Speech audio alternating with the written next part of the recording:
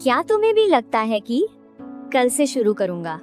सच बताऊं, यही एक झूठ है जो हम खुद से सबसे ज्यादा बोलते हैं, क्योंकि कल कभी आता ही नहीं। देखो, जिंदगी किसी के लिए रुकती नहीं है। तुम सुबह 4 बजे उठो या 10 बजे, समय चलता रहता है। तुम थके हो, दुखी हो या बिल्कुल तैयार नहीं हो, टाइम डजंट केयर। हर दिन कैलेंडर का एक पन्ना फटता है और वो पन्ना कभी वापस नहीं आता। याद है, बचपन में हम सोचते थे बस बड़े हो जाएं, फिर जो चाहेंगे वो करेंगे।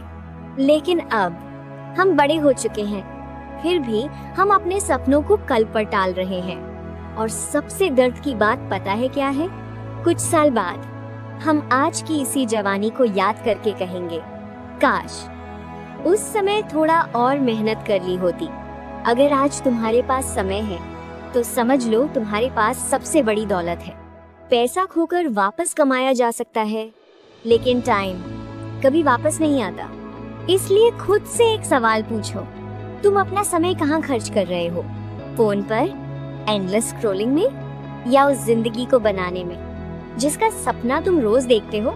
और एक बात, अगर लाइफ में कोई गोल ही नहीं होगा तो आलस आना बिल्कुल नॉर्मल है, क्योंकि दिमाग को पता ही नहीं कि मेहनत किस चीज के लिए करनी है। जब टारगेट क्लियर होता है तो फोकस अपने आप आ जाता है। जैसे एग्जाम से एक दिन पहले अचानक सारी नींद, आलस और बहाने गायब हो जाते हैं। क्यों? क्योंकि अब टाइम की कीमत समझ आने लगती है। तो किसी एग्जाम का इंतजार मत करो, किसी बड़े झटके का भी नहीं। आज को ही अपना डे 1 बना लो। छोटी शुरुआत करो, लेकिन हर दिन करो। याद रखना, तुम्हारा फ्यूचर किसी एक बड़े फैसले से नहीं, आज की छोटी छोटी आदतों से बनता है। इसलिए समय की इज्जत करो, क्योंकि एक दिन यही समय तुम्हारी पूरी जिंदगी की कहानी लिखेगा।